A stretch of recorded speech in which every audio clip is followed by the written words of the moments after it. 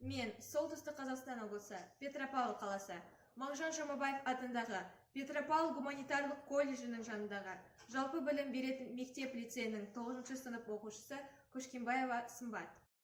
Өлең сөздің патшасы, сөз сарасы. Абай Құнанбайұлы. Өлең сөздің патшасы, сөз сарасы.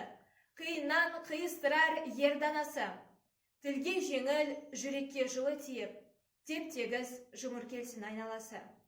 Бөтен сөзбен былғанса сөз арасы, ол ақынның білімсіз бишарасы. Айтушы мен тыңдаушы көбі надан, бұл жұрттың сөз танымас бір парасы.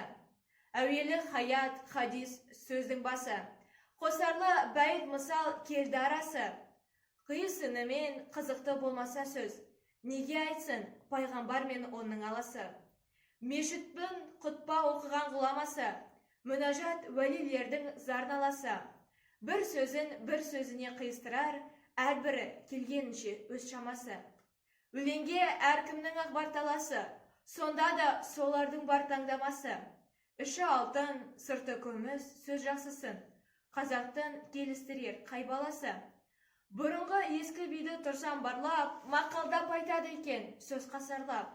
Ақындары ақылсыз надан келіп, көр жерді өлең қыпты жоқтан қармап. Қобыз бен домбыра алып топта сарнап, мақта өлең айтыпты әркімге арнап. Әр елден өлең менен қайыр тілеп, кетірген сөз қадірін жұртты жарлап.